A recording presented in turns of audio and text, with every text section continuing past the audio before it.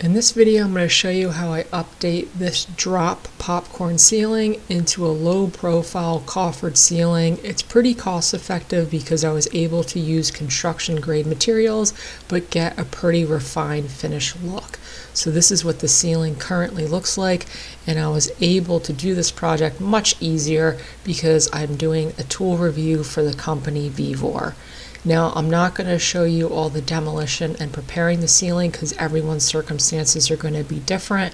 I had to sister all the joists in this room because they were undersized, remove skylights, do torch down roofing, vent this roof because it's a cold roof, moisture barrier, a ton of stuff. If you want to do a project like this and you're working with what I'm working with, which was a bad DIY addition to a house, have someone come into your house if you don't know what you're doing. Have them suggest how to get your structure ready for doing something like this and consult a professional.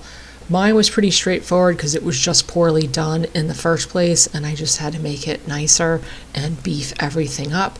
I'm assuming most people, if you want to do something like this, attach it to a flat existing ceiling. You shouldn't have as much of an issue as I did. I just, like I said before, was dealing with someone who didn't know what they were doing.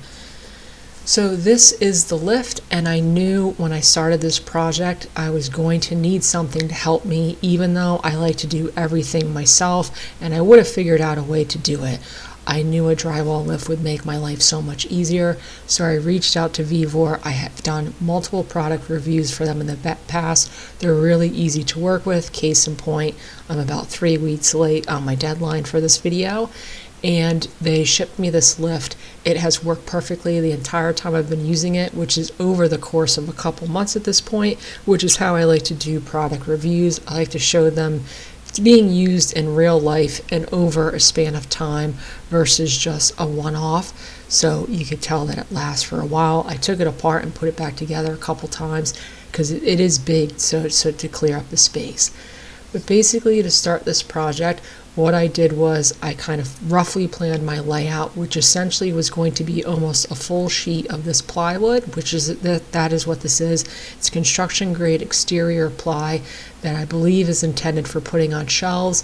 It has a beadboard pattern, which is nice, but it is pine, so it's very rough.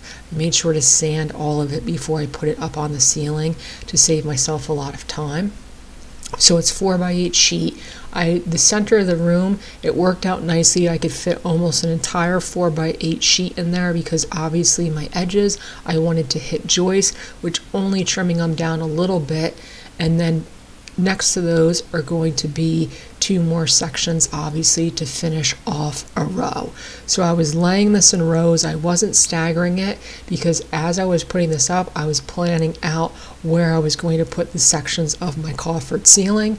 So I was going to do it around the perimeter, obviously, and then I was going to have 2 verticals, which I'm calling verticals, which is going to cover the seams where my pieces of plywood meet. And then I was going to have 2 horizontals just to make it even, and that basically wouldn't cover the horizontals in the room because I had to use 3.5 sheets in order to do it, but it would cover where the plywood meets. It's designed to overlap. At some spots it's not a great meeting point because it is construction grade, not finished product, but you'll see in the video that I do end up covering that pretty nicely, and the seams that I don't cover with the coffered ceiling are not super noticeable. So the only real hang up I had was obviously I had to work around electric. There was a bunch of can lights in this room that were never used, so I ran new electric and modified it down to just one singular unit in the middle, and that is going to be for a fan and a light. I feel like it's pretty popular nowadays not to have really extreme overhead lighting and instead have a small light and then use lamps in the room. So with the drywall lift, it made this process pretty easy, because I just put some rough points on the outside of that electrical box piece. I could lift it into place, kind of hammer it to make marks, and then I could cut that out perfectly. So even with the lift, this was a little bit of a pain. Like I keep saying, this is not what I'm used to working with, which is like cabinet grade plywood. So getting everything lined up, getting everything perfect took a little bit of time. But the nice thing is you have extra hands holding everything in place. There were times where I was cursing and swearing because it had to come back down and go back up. There were times where I was able to cut it in place with the drywall lift up, which was really convenient. So I've done ceilings like this before with paneled pine, which is extremely expensive. All the lumber for this whole thing, including the crown and including the finish that's going on it, which is going to be a clear coat, is going to be under $1,000. If I had done the planked pine for this, just the lumber to do this part would have been easily over $3,000, because stuff is so expensive. So the whole point of this process was to get a nice finished look on a budget. So once I had the pine up, that was only part of the process. The drywall lift is going to come back into play later in the video. And now I'm doing the coffered part. So this was not my original plan. I was going to do a more traditional style coffered ceiling. It was always going to be low profile, obviously. Once again, saving money comes into play, less materials. But I had some leftover pieces of that plywood, and because it's going to be clear coated and not painted, what I'm putting up there has to match the pine. So I decided to make the pine my straight pieces, and then premium pine my edge pieces. So all of it will have the same hue. It'll match really nicely. I could recycle some of that leftover ply. So what you saw was me ripping that piece into about 5.5 inch pieces, and then the premium pine, which is a soft wood, but it's a lumber, I'm ripping into about 1.5 inches, and then I'm putting a dado the same thickness as the ply, which is about 3/8 of an inch, in roughly the middle of that piece. So that ply is going to be sandwiched together in that piece, make it really structural. So to start this process, like I said, I had to figure out the projection of my crown, which was about 2.5 inches. So I ripped in some plywood and then cut it up 2.5 inch little spacers. So that will push this off of the wall. So the crown's going to meet right at that edge. For my corners, I probably could have ended up running these straight, because I'll mention later I'm going to be covering all of my seams. But for the time being, I decided to miter all my corners, because like I said, I'm used to working with cabinet grade ply and I could get nice finishes, but with this stuff it wasn't flat, it wasn't perfect, and my seams are going to have to be covered. But I did miter my corners with the naive expectation that I might not have to cap them. So then with this in place, and all of those shims are going into the joist, so everything's super structural, everything's connected to solid lumber in the ceiling, I could go through and add some brads into the edge. I was kind of flying by the seat of my pants. I've never done anything like this before, so I thought for the perimeter it would be easiest to build it on the ceiling, and for that it was. And then in the middle, I'm just putting shims. The space between the ceiling that's up there now and the part I'm adding is about 1/2 inch.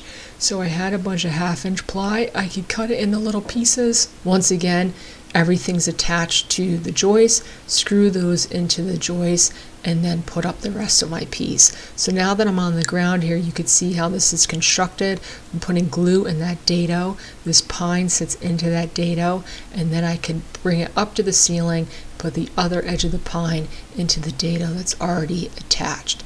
Now, something that would have been helpful, which I was thinking of as I was cutting and I didn't want to stop, was I should have cut this so that all of the grooves in the pine matched.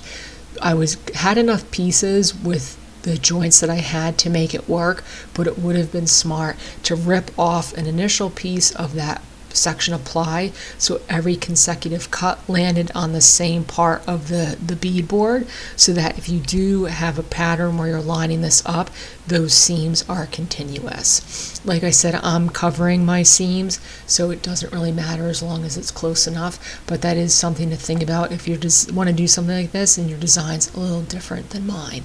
So that's what those mitered corners look like, and you saw once it was in place, the plywood's been sitting around for a while because this is a long-term project.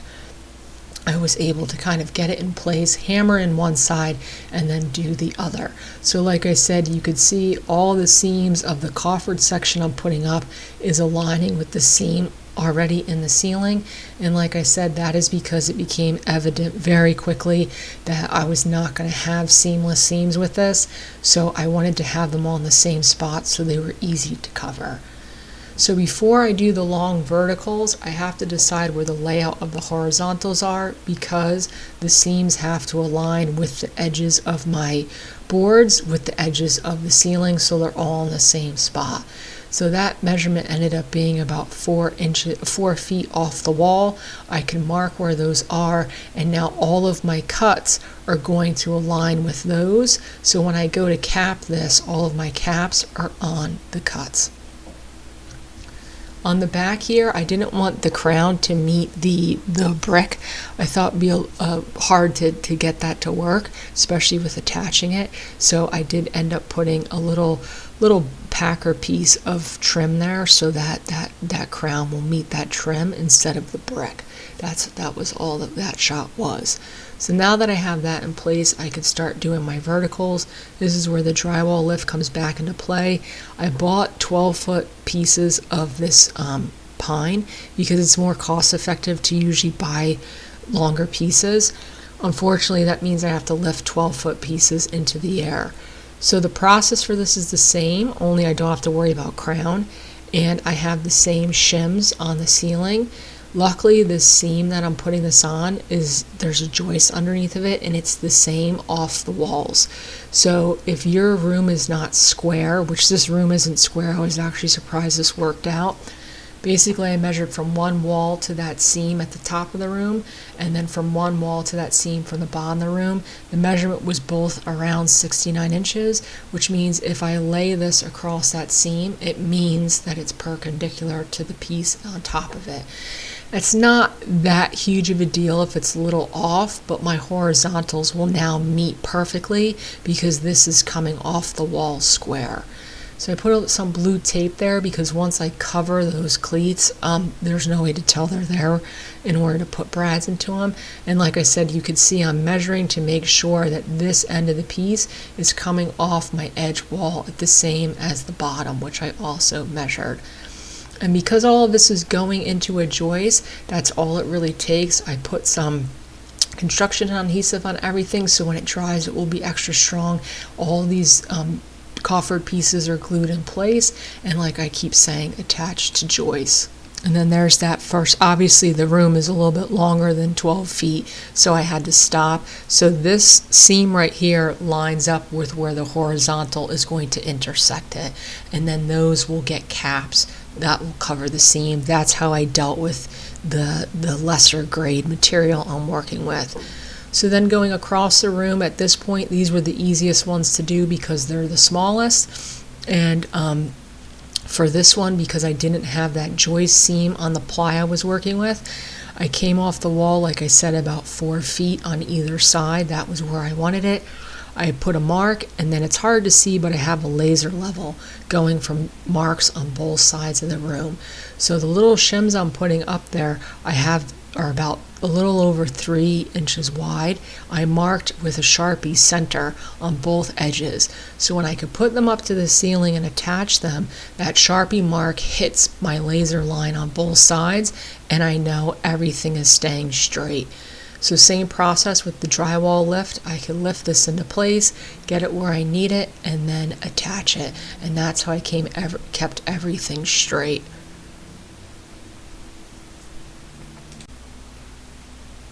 So then that drywall lift can come down, And then since I had it out and I was putting up crown, this is not going to be a crown how-to. I don't love doing crown. I can do it, but it takes me probably much longer than a professional. I use the drywall lift as well because, once again, these are 12-foot pieces of crown. The crown was held up on the one edge with the drywall lift. You get everything in place and then just move my way down and move it. So it really turned into quite the lifesaver for this room. This was already not a fun project. The whole room has not been a fun project. So wrestling with this stuff on top of it is just a nightmare when you have to do stuff like that. Like I said, I think this is going to be shellacked at the end of the day, but that won't be in the video. And then I didn't mention it, but you could see on my piece there, I have a little packer on the edge. So that the crown comes right up to the edge. So that I had a nailer. So that was just a cross section of what that looks like with my spacer and a nailer for that crown to go into. This is what it currently looks like. Like I said, I haven't covered my seams yet. I'm already past my deadline. It's done enough for YouTube. It looks pretty good in photos, and that's what it is.